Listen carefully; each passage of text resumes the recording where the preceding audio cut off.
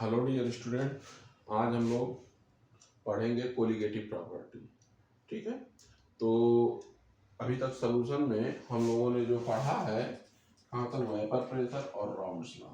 अब एक तरीके से समझिए उसी का एप्लीकेशन है कोलिगेटिव प्रॉपर्टी में, relative lowering of vapour pressure.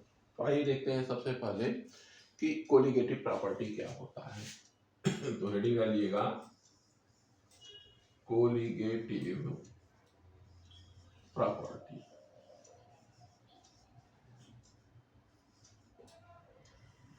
तो देखिए, कोलिगेटिव प्रॉपर्टी एक ऐसी प्रॉपर्टी होती है कि जो नंबर ऑफ पार्टिकल पर डिपेंड करती है। ये इस बात पर नहीं डिपेंड करता है कि पार्टिकल की साइज छोटी है, बड़ी है, वो कैटायन है या एनायन है।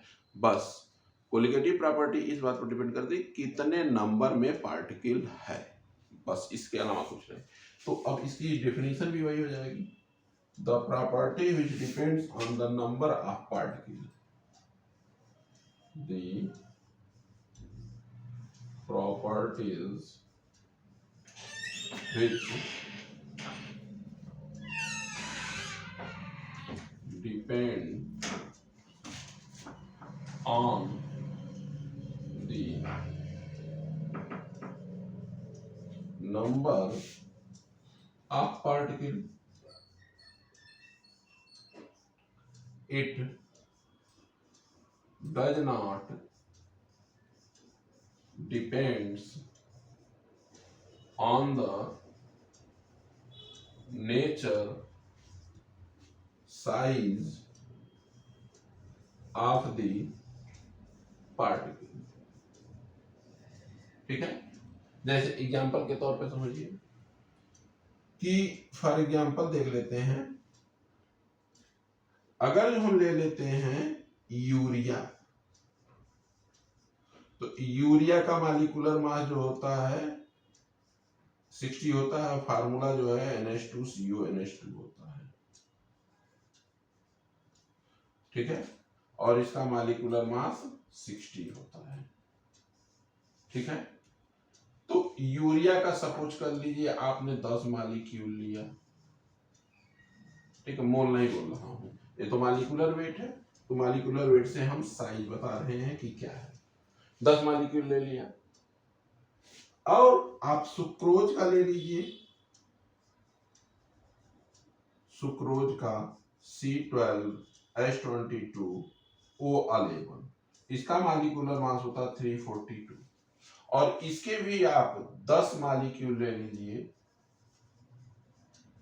तो जो कोलिगेटिव प्रॉपर्टी होगी सेम होगी, same colligative property, same colligative property. ठीक है, मान लीजिए 1 मोल की बात कर, हम तो मॉलिक्यूल की भी बात कर रहे हैं। सपोज कर लीजिए हम 1 मोल, इसका भी 1 मोल ले लें और इसका भी 1 मोल ले लें। भाई देखिए, 1 मोल का मतलब यूरिया का मतलब 60 ग्राम, और इसका मतलब कितना होगा 342 ग्राम। तो जो प्रॉपर्टी आएगी 60 ग्राम यूरिया का, उतना ही वही प्रॉपर्टी आएगी 342 ग्राम सुक्रोज का।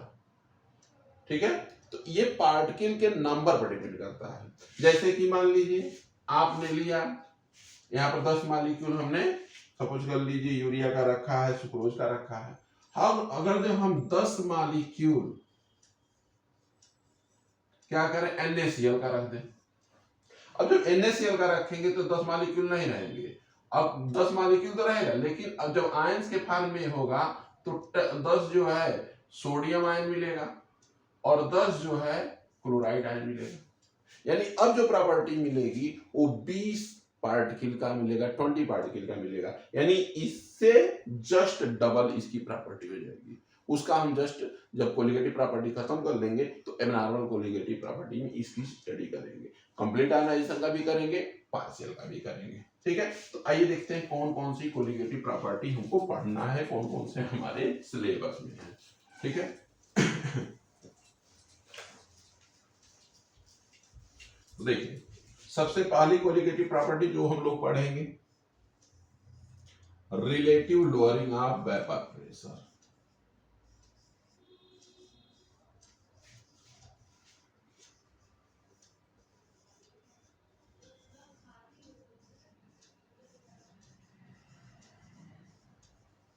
ठीक है। अच्छा, ऑब्जेक्टिव क्वेश्चन में ये हमेशा पूछा जाता और मतलब पूछा गया है और आगे पूछा भी जाएगा कि which of the following is colligative property. तो उसमें ऑप्शन दिया रहता है वेपर प्रेशर, बच्चा टिक करके चला आता है।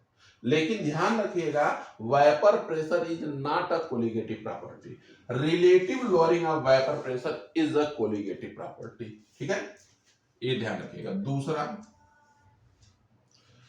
ऑस्मोटिक प्रेशर,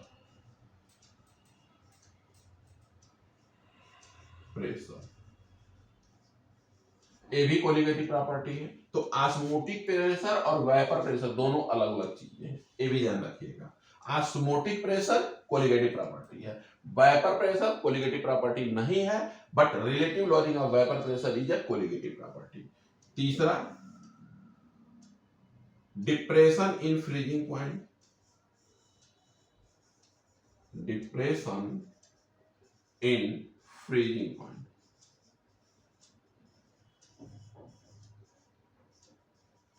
ठीक है। चौथा, एलिवेशन इन बॉइलिंग पॉइंट,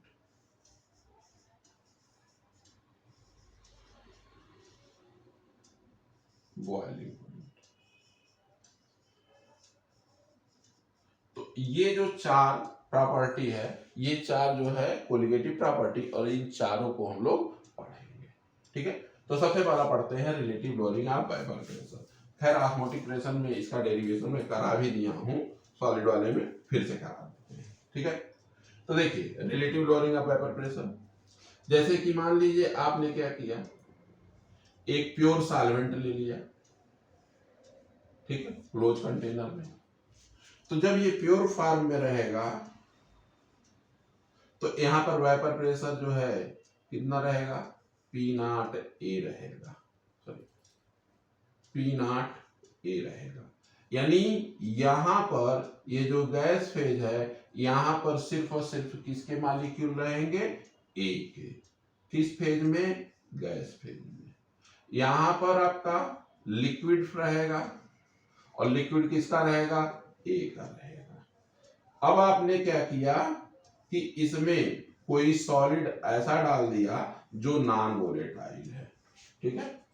अब नॉन वोलेटाइल सॉल्यूट जो है आपने इसमें ऐड कर दिया, मान लीजिए यूरिया ही ऐड कर दिया, या नेफ्थलीन यूज कर दिया, ठीक है, या एंथ्रासीन डाल दिया। वो डिपेंड करता है कि किस तरह का यहाँ सॉल्वेंट है।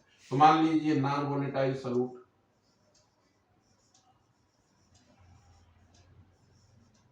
सॉल्यूट आपने यहाँ पर डाल दिया। जब नॉन वोलेटाइल सॉल्यूट आपने यहाँ डाल दिया, तो अब जो आपका रिजल्टेंट आएगा, इस पूरे सॉल्यूशन में सॉल्यूट भी रहेगा, सॉल्वेंट भी रहेगा इस लिक्विड में। तो लिक्विड में आपका मान लीजिए ये बी के फॉर्म में रिप्रेजेंट कर रहे हैं, यहाँ बी आ गया, बी आ गया, बी आ गया, यहाँ भी बी है, यहाँ भी बी है। यानी लिक्विड फेज में आपका ए और बी दोनों है।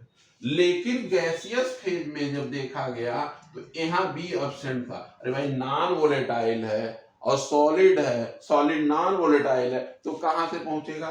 तो यहाँ पर सिर्फ और सिर्फ गैस फेज में ये जो गैस है, ये लिक्विड है, ये जो सोल्यूशन है, तो सोल्यूशन में तो ए और बी दोनों रहे, और यहाँ पर सिर्फ और सिर्फ ये रहा। ठीक है। लेकिन जो वेपर प्रेशर नापा गया कम हो गया, रीजन ये रहा कि बी जो है आ गया। अब यहीं से राउल्स लॉ फिर अप्लाई कर देते हैं। तो राउल्स लॉ क्या कहते हैं, P A is equal to P naught A into जाई ए। ठीक है। अरे P directly proportional to mole fraction, तो डायरेक्ट लिख दिया हूं। तो जाई ए प्लस जाई बी इज इक्वल टू क्या होता, 1।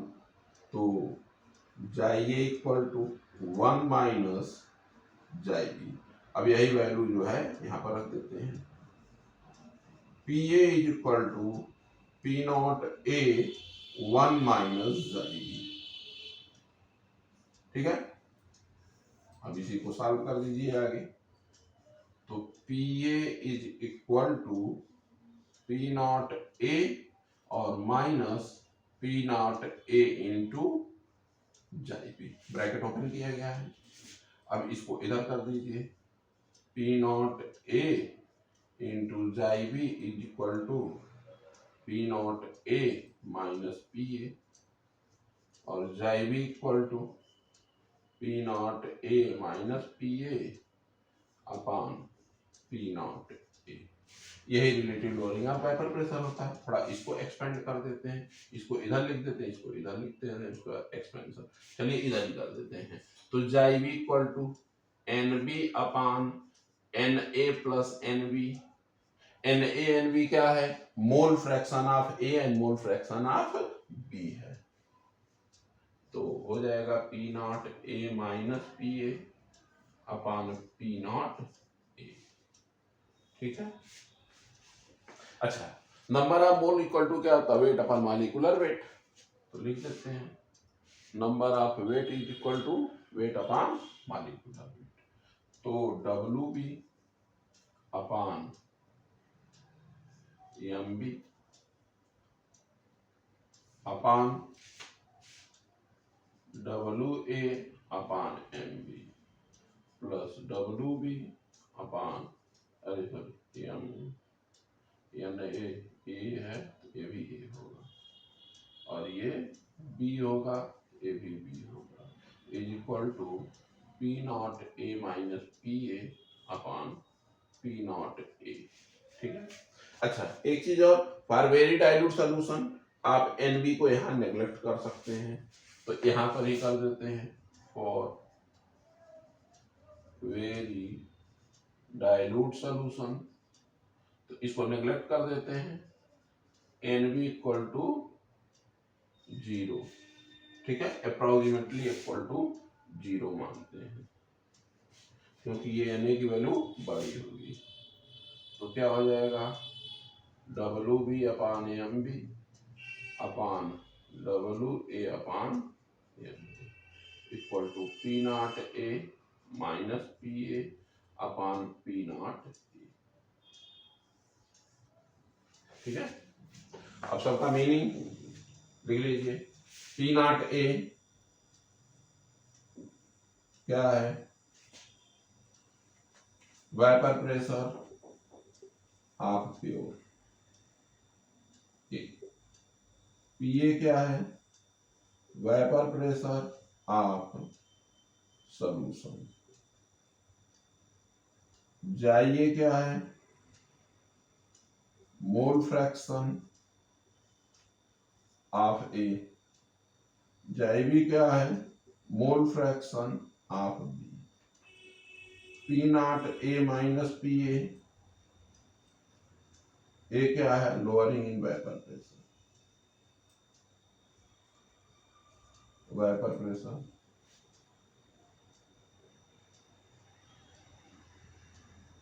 P naught A minus PA upon P naught A। ये होता है relative lowering of vapour pressure.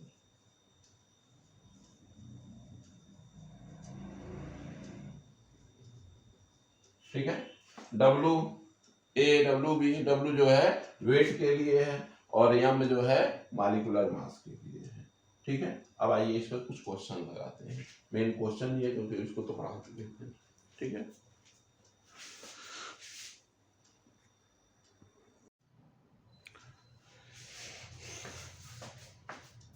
Relative lowering of vapour pressure का एक क्वेश्चन देखते हैं। बहुत सिंपल क्वेश्चन है ये, पहले सिंपल से ही शुरू करेंगे। तो देखिए, vapour pressure of water at 20 degree Celsius is 17.5 millimetre of mercury. ठीक है, तो देखिए ये P नॉट A दिया है, कितना है ये? 17.5 मिलीमीटर ऑफ मर्करी। आगे पढ़िए, and lowering of vapor pressure of a sugar solution is 0.061 millimetre of mercury. तो देखिए लोअरिंग दिया है, यानी P not A minus P ए दिया है और इसी को किसी किसी बुक में डेल्टा पी भी दिया है। ठीक है, तो डेल्टा पी कितना दिया है ये 0.061 मिलीमीटर ऑफ मरकरी। ठीक है, कैलकुलेट, अब क्या क्या कैलकुलेट करना है, relative lowering of vapour pressure. तो पहला कैलकुलेशन करते हैं relative lowering of vapour pressure, यानी P naught A minus P A divided by P naught A, यही पूछ रहा है। ठीक है, तो देखिए पी नॉट ए की वैल्यू दिया है, P naught A minus P ए की वैल्यू भी दिया हुआ है, तो अब इसकी वैल्यू पुटअप कर दीजिए, आंसर आ जाएगा डायरेक्ट। तो इसकी वैल्यू कितना है 0.061 और डिवाइडेड बाई ये पी नॉट ए 17.5, और इसको जब सॉल्व करेंगे ये आपका आएगा 0.00348। ठीक है, और relative lowering of vapour pressure है तो यहाँ पर इसकी कोई यूनिट नहीं होगी। ठीक है, अब आइए दूसरा क्वेश्चन इसमें देखते हैं। दूसरा ये पूछ रहा है वेपर प्रेशर ऑफ सॉल्यूशन, यानी पीए पूछ रहा है। तो पी नॉट पता ही है, पीए पता है, सॉरी पी नॉट ए पता है, डेल्टा पी की वैल्यू पता ही है, तो पीए निकाल लेंगे, यानी पी नॉट ए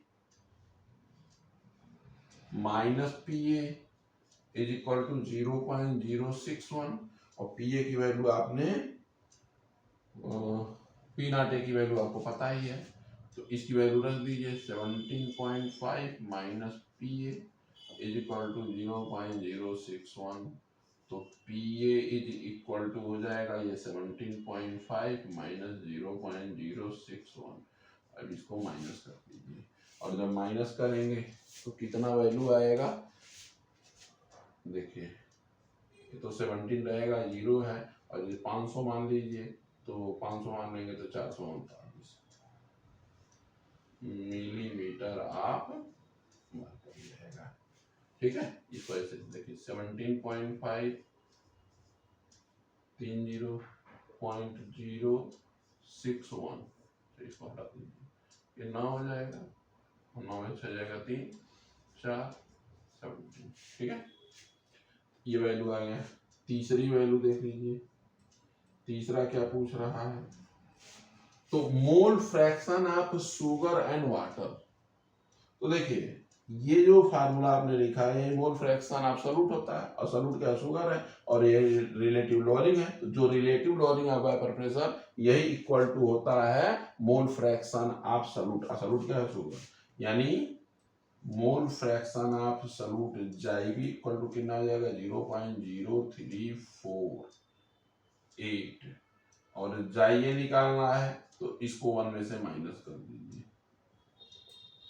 1.00 कितना 2 2 4 1 5 5 माइनस 0.00348, और ये माइनस कर दिए 1.0000.00348, तो 10 में से 8 जाएगा 2 5 6 9 9, यानी ये वैल्यू आ जाएगी 0.99652। ठीक है, और ये मोल फ्रैक्शन जो होता है रिलेटिव वैल्यू होती है, इसकी यूनिट नहीं होती है। ठीक है, चलिए फिर नेक्स्ट क्वेश्चन देखते हैं। अभी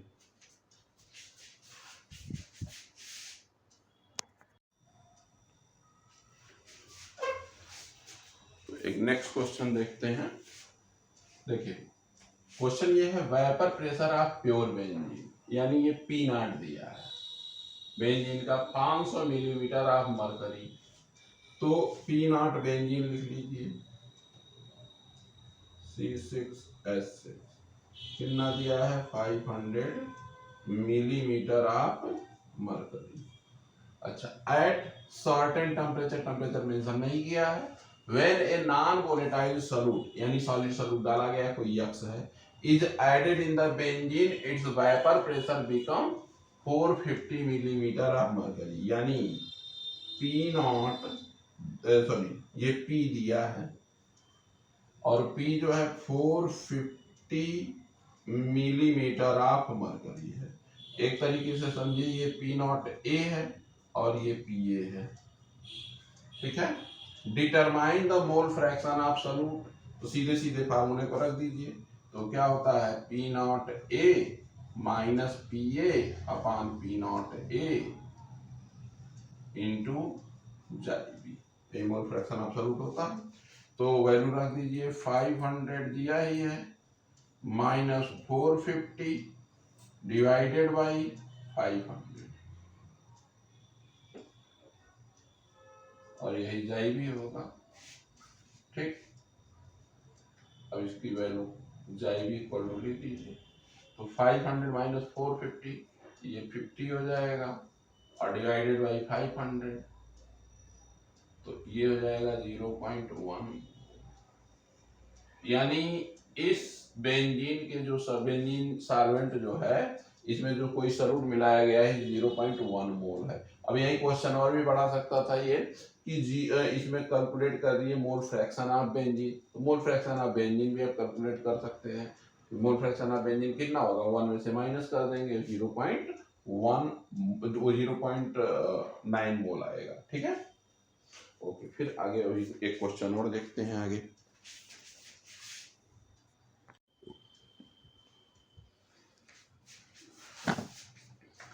relative lowering of vapour pressure पर एक क्वेश्चन और देखते हैं।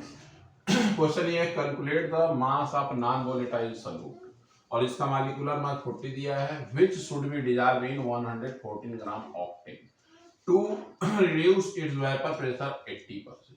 और ये क्वेश्चन आपका पंजाब बोर्ड 2008 में, आसाम बोर्ड और सीबीएसई बोर्ड में ये 2017 का क्वेश्चन है। तो देखिए जब भी परसेंटेज का क्वेश्चन रहे तो आप 100 मान लीजिए, यानी इसका पी नॉट ए जो है वो 100 है और ये पी ए जो है 80 हो गया है, ठीक है। और इसमें जो वैल्यू दिया है डब्ल्यू ए की वैल्यू यानी सॉल्वेंट 114 ग्राम, डब्ल्यू बी पूछ रहा है M A molecular mass of octane, तो ऑक्टेन का फार्मूला होगा C8H18 और रखेंगे तो 12 इंटू 8 प्लस 18 114 ही आएगा। और मॉलिक्यूलर मास ऑफ बी दिया है 40 दिया है, ठीक है। अब आइए देखते हैं, फार्मूले में रख देते हैं P naught A minus P A upon P naught A equal to chi B होता है और जाईबी इक्वल टू होगा आपका N B upon N A plus N B is equal to W B upon M B divided by W A upon M A plus W B upon M B. तो P naught A 100 है minus 80 तक गया है और ये 100 is equal to, देखिए इसकी value भी नहीं दिया है, भी नहीं दिया है, वो सब वैल्यू इसमें पुटअप करना। डब्ल्यू बी की वैल्यू पूछ ही रहा है तो W B upon M B इसका 40 दिया है ये डिवाइडेड बाई 114 ग्राम और molecular mass 114 plus W B पूछ ही रहा अपॉन 40। तो देखिए ये 20 अपॉन 100 हो जाएगा is equal to W B upon 40 और ये 1 प्लस कितना हो जाएगा डब्ल्यू बी अपॉन 40। आगे चालू करेंगे तो इसको हम 0.2 लिख सकते हैं इज इक्वल टू, तो डब्ल्यू बी अपॉन 40 हो जाएगा और डिवाइडेड बाई ये 40 प्लस डब्ल्यू बी अपॉन 40, ये 40 कैंसिल हो जाएगा और ये 0.2 equal to W B upon 40 plus W B, इसको इधर ले आइए तो तो 40 में 2 से मल्टीप्लाई करेंगे तो ये 8 हो जाएगा, अब plus 0.2 WB is equal to WB। अब WB को इधर करेंगे तो क्या हो जाएगा, WB minus 0.2 WB is equal to 8। तो 0.8 WB इज इक्वल टू 8 और WB की वैल्यू आ जाएगी 8 डिवाइडेड बाई 0.8 इक्वल टू 10 ग्राम। इसका आंसर आपको 10 ग्राम आएगा। ठीक है, तो relative lowering of vapour pressure के लिए बस आज के लिए इतना ही। अब नेक्स्ट टर्म को हम पढ़ेंगे osmotic pressure. Okay, thank you.